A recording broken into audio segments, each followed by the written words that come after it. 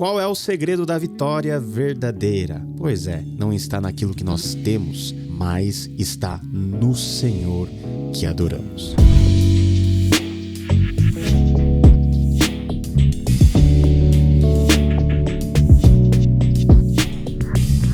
Chegamos no capítulo de número 17 de 1 Samuel e talvez seja o capítulo mais conhecido da narrativa da vida de Davi. Ainda muito jovem, Davi foi escolhido para ser o próximo rei de Israel. Tudo isso estava ainda no coração desse garoto e acontece um episódio que talvez poderíamos considerar como uma grande virada na história de Davi, que tira definitivamente Davi do anonimato para uma vida pública. E aí as coisas começam a complicar no relacionamento dele com Saul, por exemplo, que é o primeiro rei de Israel. No capítulo 17 nós vemos uma situação em que as tropas dos israelitas estavam posicionados aí junto às tropas dos filisteus, lá no vale de Elá, os israelitas de um lado do vale, os filisteus de outro, um rio correndo no meio,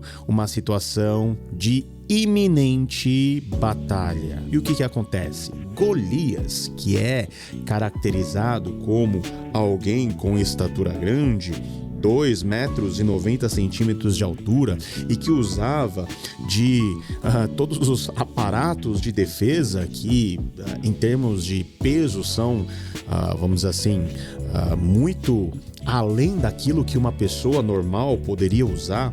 Diz o texto que ele usava um capacete de bronze e vestia uma couraça de escamas de bronze que pesavam 60 quilos. 60 quilos é o peso de uma pessoa normal, quase. Nas pernas usava caneleiras de bronze, tinha um dardo de bronze pendurado nas costas. A haste de sua lança era parecida com uma lançadeira de tecelão e sua ponta de ferro pesava 7 quilos e 200 gramas. Seu escudeiro ia à frente dele. Uma pessoa diferente, um gigante para os padrões normais e alguém que com certeza assustou muito os israelitas. Dia após dia, durante 40 dias ininterruptos, esse gigante estava lá diante de todas as tropas, fazendo um desafio. Aquilo que na antiguidade clássica nós chamaríamos de duelo de titãs. Escolha um homem para lutar comigo. Se ele puder lutar e vencer, nós seremos seus escravos. Todavia, se eu vencer e o puser fora de combate, vocês serão nossos escravos e nos servirão. Era um tipo de combate que era proposto para poupar a vida de todo o exército. O campeão de um lado lutava com o campeão de outro para que a guerra ou a batalha fosse definida. Ele estava lá para provocar as tropas de Israel. Mandem um homem para lutar sozinho comigo. Será que vocês nem têm ninguém aí que possam lutar comigo? E todo o povo de Israel ficou amedrontado. Versículo 12. Davi era filho de Jessé, o efrateu de Belém de Judá. Jessé tinha 8 filhos e já era idoso na época de Saul. Versículo 14. Davi era o caçula. Versículo 15. Mas Davi ia ao acampamento de Saul e voltava para apacentar as ovelhas de seu pai em Belém. De um lado nós temos Golias como grande campeão, como alguém que só sua presença já gerava medo nas pessoas, e nós temos Davi como um garoto caçula de uma família, pastor de ovelhas, alguém no extremo oposto daquilo que era Golias. E esse Davi é incumbido pelo seu pai Jessé de visitar as tropas e também fazer uma visita aos seus irmãos mais velhos, encabeçados por Eliabe. Ele leva mantimentos, enfim, você tem toda a história. Ele chega no campo de combate e ele ouve Golias mais uma vez desafiar todo o povo. Versículo 27, enquanto conversava com eles, Golias, o guerreiro filisteu de Gate, avançou e lançou seu desafio habitual, e Davi o ouviu. Davi percebeu que quando os israelitas viram o homem, todos fugiram cheios de medo. Os israelitas tinham esse terror por essa figura, mas Davi, aquele que é caracterizado como caçula, como um menininho, como alguém sem experiência, ele pergunta para os soldados: o que receberá o homem que matar esse filisteu e salvar a honra de Israel? Davi já sabia que o rei Saul, por exemplo, havia colocado a sua filha como prêmio para o campeão que pudesse derrotar Golias. Mas Davi também pergunta: quem é esse filisteu incircunciso para desafiar o exército do Deus vivo? Davi, que nós vimos que no versículo anterior fora apoderado pelo poder do Espírito Santo, nessa mesma coragem, fica indignado com aquela situação. Quem é esse incircunciso para afrontar o exército do Senhor, do Deus vivo? Ele começa a ficar indignado. O irmão mais velho dele, Eliabe, diz: olha, você nem deveria estar aqui, você veio para ver o circo pegar fogo, não é verdade? E Davi fala: não fiz nada de errado. E ele vai até Saul pedindo para lutar. Imagina, coloque-se no lugar de Saul, você vê um molequinho, um menininho pedindo para lutar contra Golias, aquele homem com quase 3 metros de altura. De onde vem essa coragem de Davi? De onde vem esse olhar que Davi tinha? Não de estar com medo, mas de estar indignado. Saul fala assim: você não tem condições de lutar contra esse filisteu, você é apenas um rapaz. Ele é um guerreiro desde a mocidade. Novamente, nós vemos aqui que Saul está fazendo uma avaliação temerária baseada no exterior e nas condições visíveis. Davi, como alguém jovem, como alguém sem experiência, de fato Davi o era, mas Davi tinha algo que nenhum homem das tropas de Israel tinha, que era a presença do Senhor. E é nisso que nós colocamos a nossa atenção na leitura do texto. Davi começa a falar da sua experiência. Olha, a partir do versículo 34, teu servo toma conta das ovelhas de seu pai.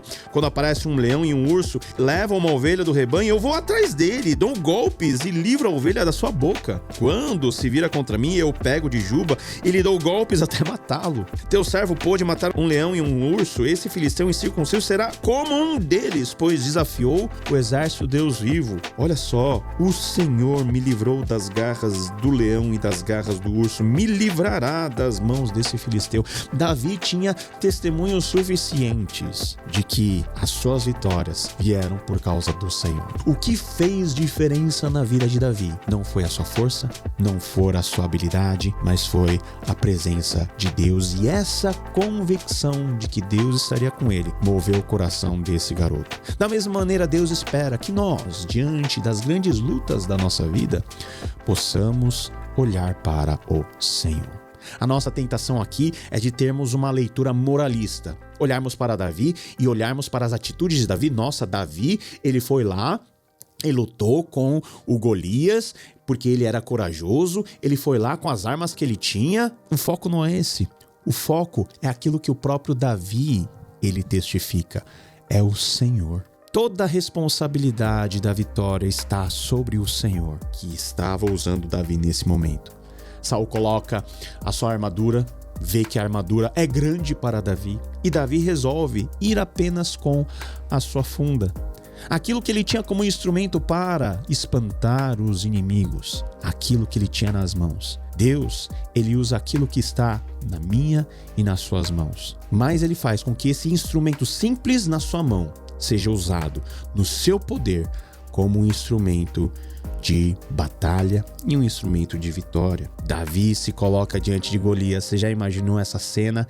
Essa cena meio que inimaginável. O grande gigante está vendo um menino na sua frente com um pedaço de pau e com uma funda na mão. Golias começa a tirar um sarro para Davi, dizendo: olha, você acha que eu sou o quê para você vir atrás de mim com um pedaço de pau?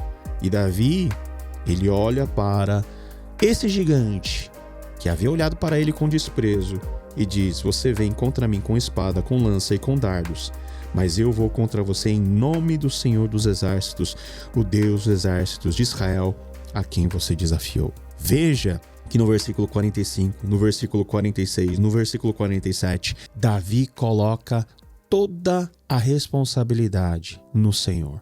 É o Senhor que entregará você nas minhas mãos. O Senhor concederá a vitória. O Senhor te entregará nas minhas mãos. Esse é o segredo da vitória de Davi. Não estava na funda que ele usou, não estava na sua estatura menor. A despeito da sua idade, a despeito das suas condições limitadas, Deus fez a diferença na vida de Davi. E é isso que é o segredo da vitória dele. Davi confiou no Senhor. Davi teve uma vitória muito, significativa. Todos começaram a olhar para Davi de forma diferente, mas o duelo do menininho contra o gigante é uma amostra daquilo que Deus pode fazer, revertendo todas as expectativas, fazendo com que um simples menino possa vencer o maior dos campeões. Por quê?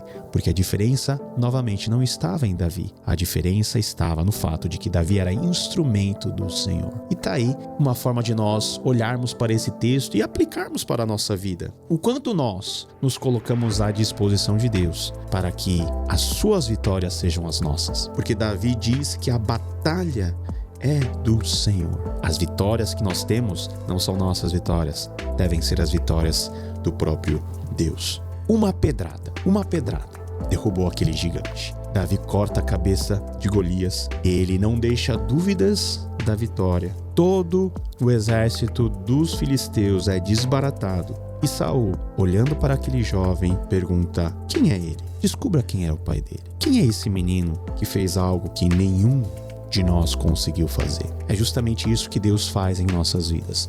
Ele nos capacita a fazermos aquilo que talvez ninguém tenha tido a coragem e a capacidade de fazer. Deus, ele usou a vida de Davi para ser glorificado. O foco da vitória de Davi estava em Deus. E o texto nos convida para que nós possamos também, dentro das nossas contingências, dentro dos nossos momentos, olharmos para o Senhor e encontrarmos nele a fonte da nossa vitória. Cristo Jesus, ele é a nossa vitória final. Aquilo que Davi fez em miniatura aponta para a realidade daquilo que Cristo fez na plenitude. Cristo derrotou as forças do mal, Cristo derrotou as forças da morte e do inferno e nos confere a mesma vitória. Talvez hoje nós vivamos em Cristo Jesus uma vitória infinitamente maior do que aquela que Davi conquistou com Golias. Porque embora para Davi Golias seja um grande gigante, para nós, todos os nossos gigantes, tudo aquilo que nos condenava diante de Deus, foi em Cristo superado e nós temos em Cristo a verdadeira vitória. Essa é a verdadeira vitória, quando em Cristo nós simplesmente cremos que a vitória que ele teve também é nossa e que nós, junto com Cristo, experimentaremos na plenitude, lá na consumação, toda a festa, toda a alegria dessa vitória que nós já temos hoje, mas que em breve veremos de forma completa e absoluta diante dos nossos olhos. Davi nos ensina que o segredo da vitória não está nas nossas capacidades, está em Deus. E o Evangelho nos mostra que nós em Cristo Jesus somos mais do que vencedores. Que Deus te abençoe e nos vemos no próximo capítulo, querendo Ele. Tchau, tchau.